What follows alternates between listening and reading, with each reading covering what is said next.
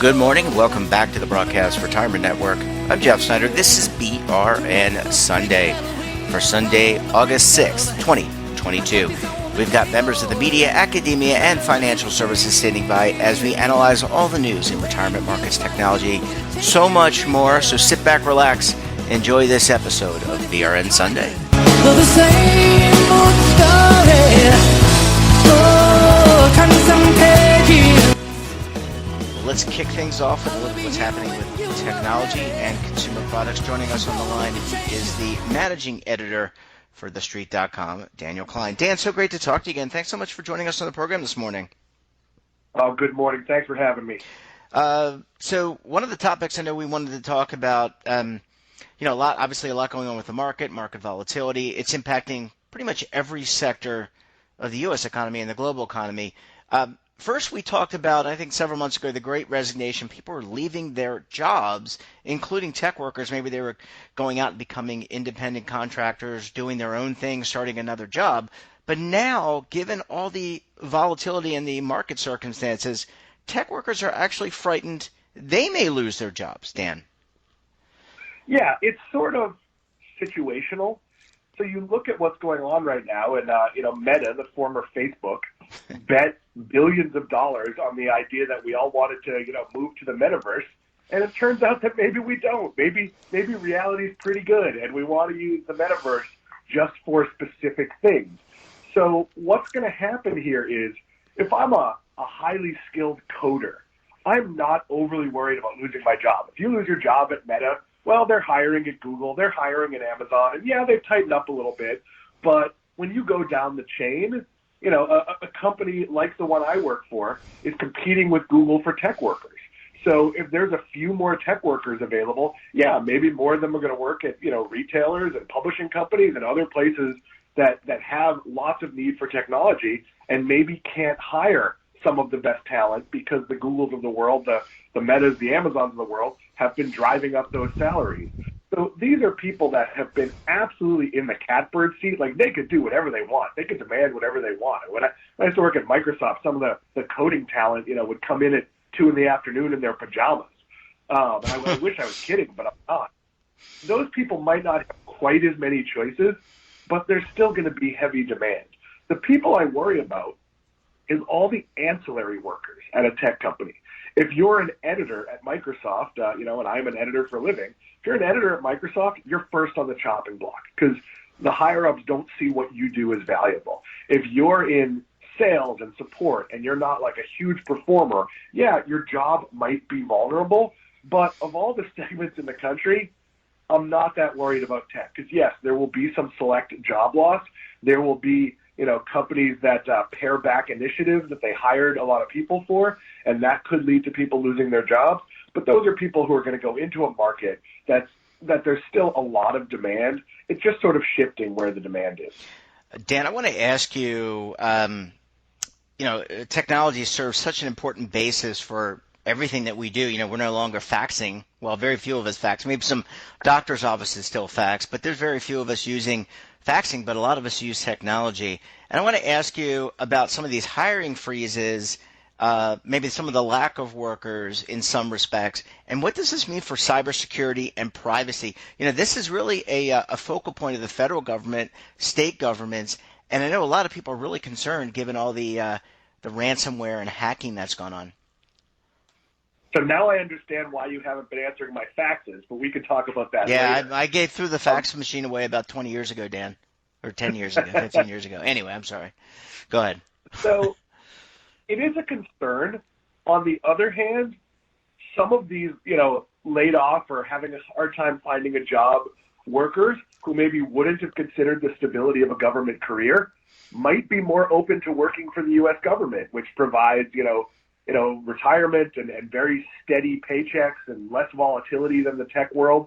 But I do think you're going to see some companies pare back their spending until they get hit. I will tell you, as someone who's worked in the world of websites for a very long time, when your website gets hacked, you never again consider not spending the money on all the necessary security.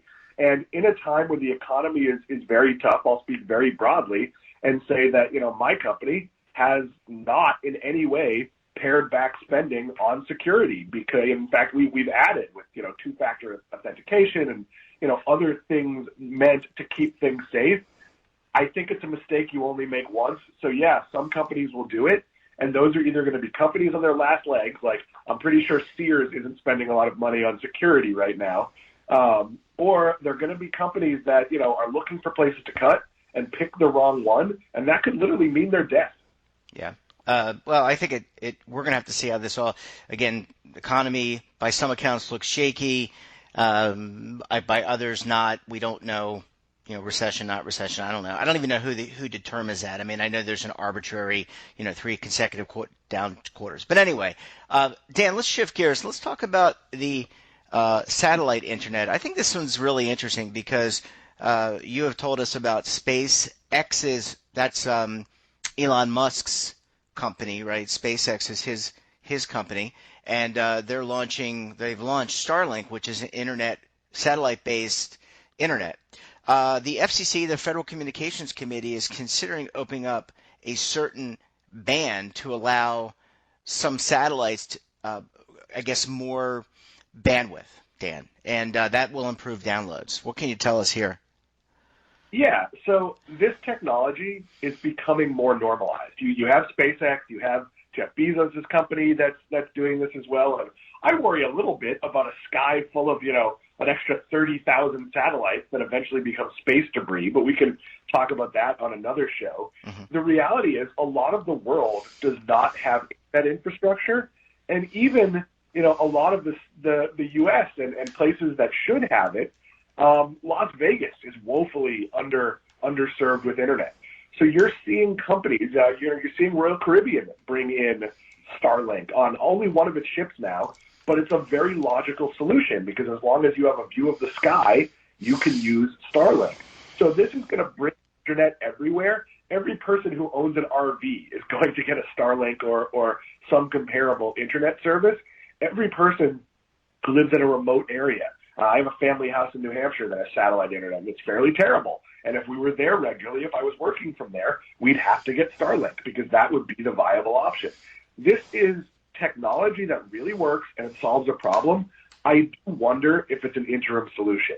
I'm not sure the expense of sending satellites into the sky to deliver internet is the best solution when really we could be wiring more of the world and using satellites for situations where it simply doesn't make sense. So I believe in the technology. It works. I've heard really good reports about it. It's certainly not the same as a high-speed, home connection, but it is much better than what we've traditionally been able to deliver.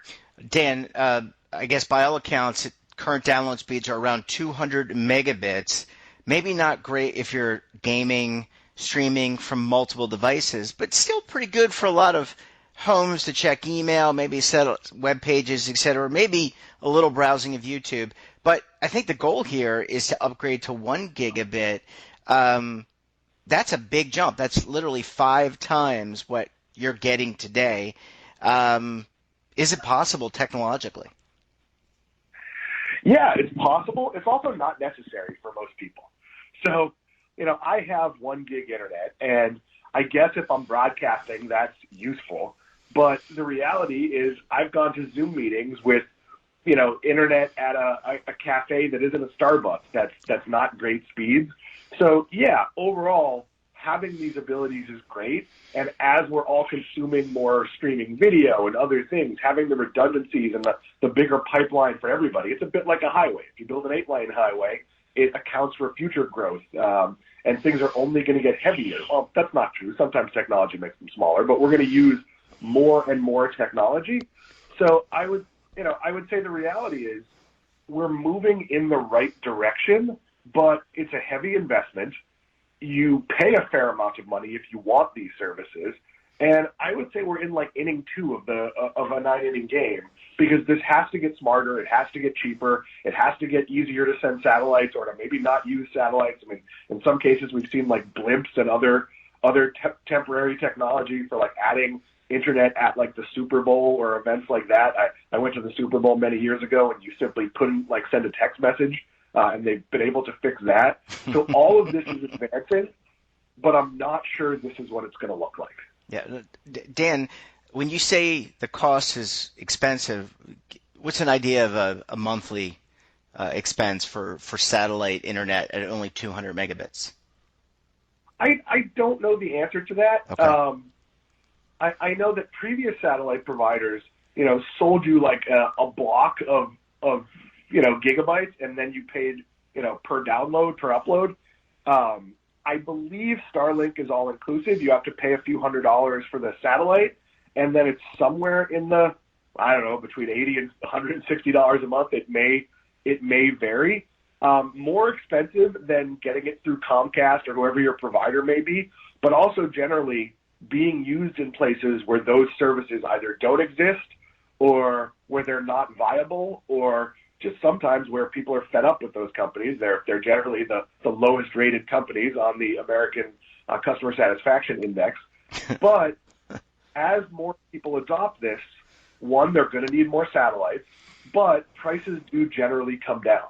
I have a hard time believing, though, that satellites are going to be our broad internet. I have a little bit more belief in like what T-Mobile is doing with 5G. Most places in the country have a good T-Mobile signal as they continue to roll out their 5G network. That's going to be a viable internet service at an affordable price for most people. You'll be able to watch Netflix. It might not be like a perfect, super fast experience. You'll be able to do all the things your kid can do as homework, all the things most people do.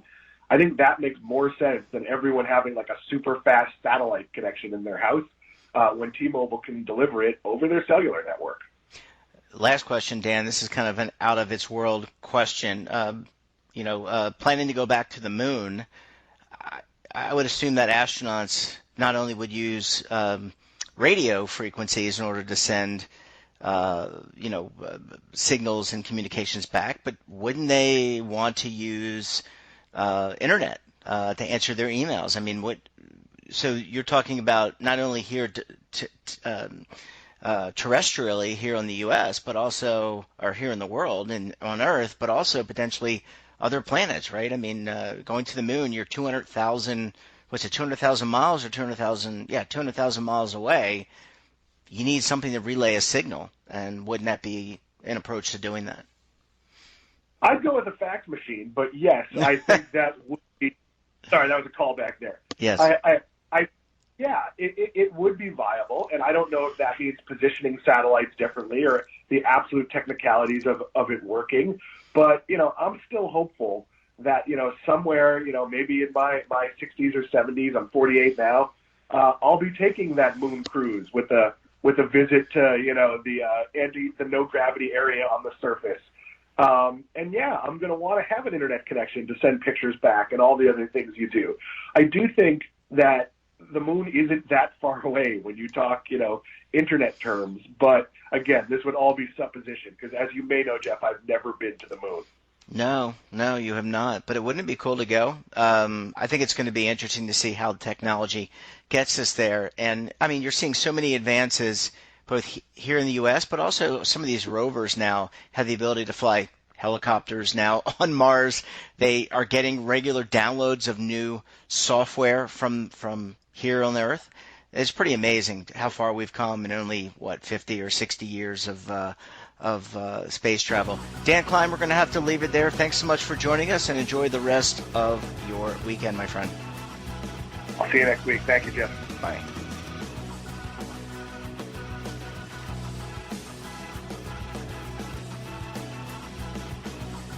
Welcome back. Now time to talk markets. Joining me on the line, he is the lead anchor for the TD Ameritrade Network, Oliver Rennick. Oliver, so great to talk to you. Thanks so much for stopping by the show this morning.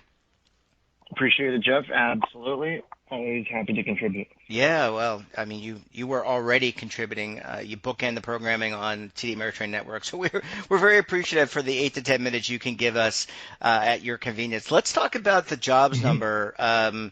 Job number. I don't want to steal your thunder here, but job numbers on Friday beat Huge. beat estimates. Are we in a recession? That That's was the estimate.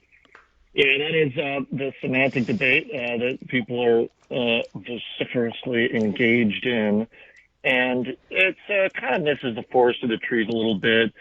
I do think that people are being a bit flippant in the way they are dismissing our traditional recession definition. I mean, if it's bad, if it's not, okay, fine. There's a group of people who define these things. And okay, the real question is more relevant for most people, at least in my world, is what does it mean for my investments? And what does the economy mean for my investments? And so as we characterize the economy, we have to give credence to the weakness that it has shown over the last 2.5 months. Our economic data has roundly missed expectations up until this Friday and an earlier ISM services print this week. These are two big beats that came a little bit out of the blue. The trend has been also on a weekly basis to see jobless claims rise now throughout the summer. And so that made this employment report particularly surprising. That being said, there has been no debate that the labor market remains firm and strong. Even if the number hit the 250,000 that it was expected to decline to from the 370 roughly the last time around, that would still have been a really impressive number today. So even if you are bearish on the stock market or doubtful about the economy, it's been very difficult to make the case that things are terrible because they're really not. Things can't be terrible when you're delivering these kinds of job gains, even if it wasn't a shock like this, even if it was the number that was roughly half what this was expected to be. That still would have been a fairly robust economic environment from a labor standpoint. Now, there are catches to that, though, with the labor market right now, and there are also some good things happening in general for the economy just compared to, the depths of the COVID pandemic. So the debate about, what to call it, let's call it a slowing recovery is the best way to describe it. But the real complication that matters to most people, at least from my perspective, who are traders and investors, is what is the stock market's relationship with the economy. And what we're seeing on Friday is that it is a very twisted relationship because the stock market is down and we'll see how it closes. But the first kind of meaningful sell-off here that's happened in a couple of weeks, we've had some down days. But to see the way the market just immediately dives on a shockingly good economic print is a bit disturbing. And that's why I find it still hard to be extremely optimistic from an investor's standpoint, because generally the economy improves and the direction of productivity and capitalism over time is a positive one. So if you're in an environment where positive gains in the economy are tied to selling in the stock market because of what the Fed is going to do, it's a bit of a twisted logic.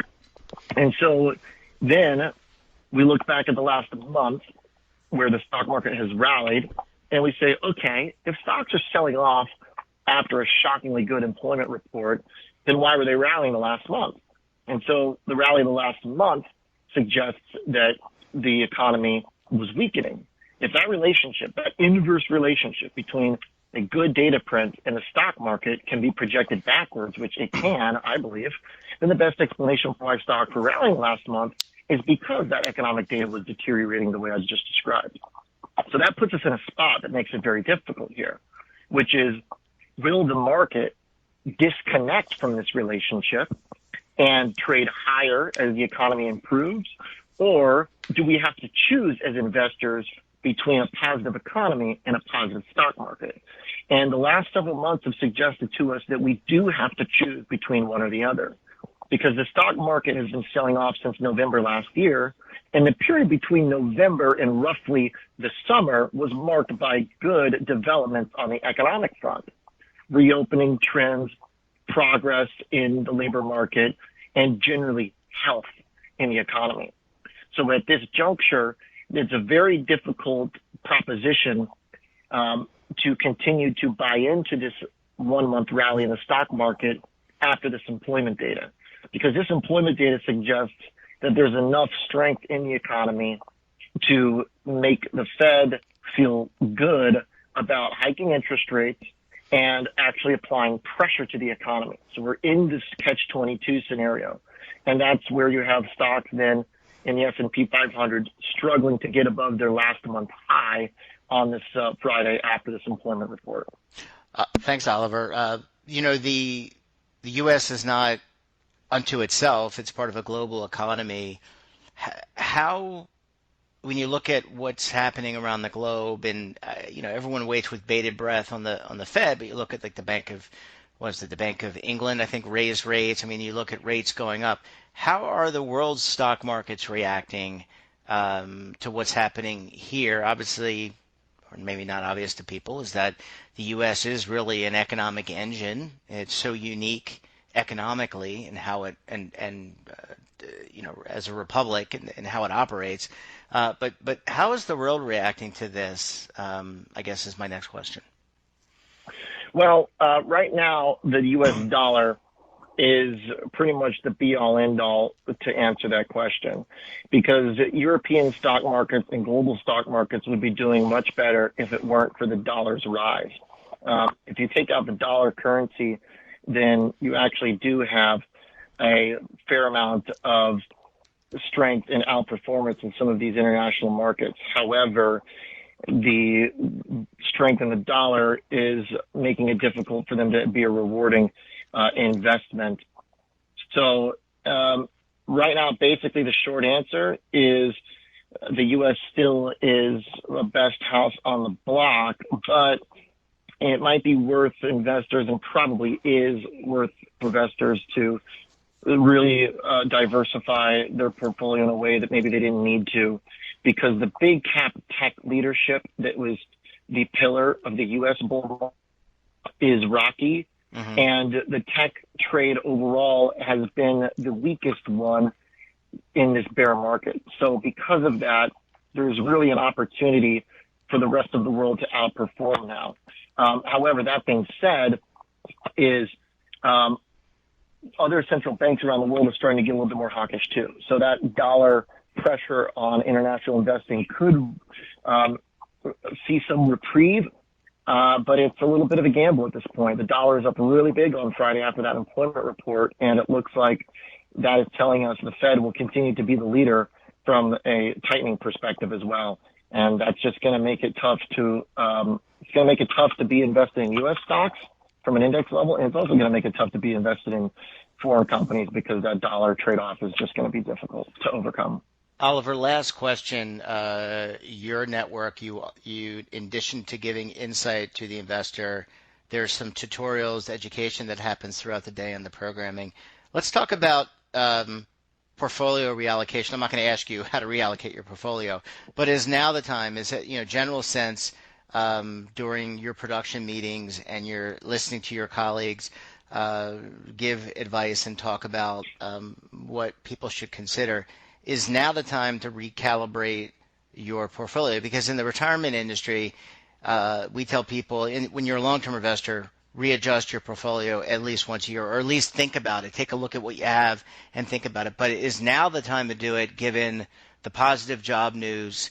What are people on the network, not on your show, but what are people articulating? I would say that probably the answer is yes. There is, and it comes back to that big cap tech element. When you have the giants growing at a slower rate, slowing hiring, cutting jobs, that is an environment we've never seen before, really in the last generation of investing, the last decade of investing.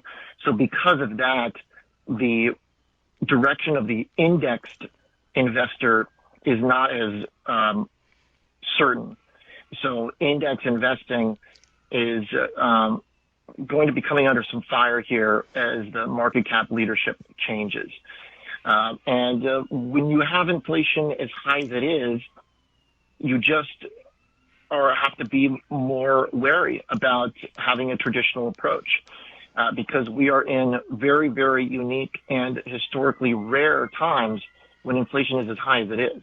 Now, maybe it'll peak out and maybe the worst is past us. That's all a very valid conversation to have.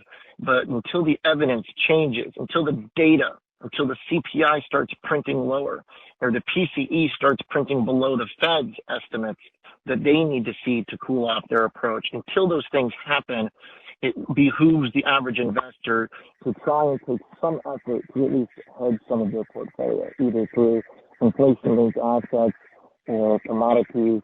You don't want to overdo it because these can be very volatile assets as well.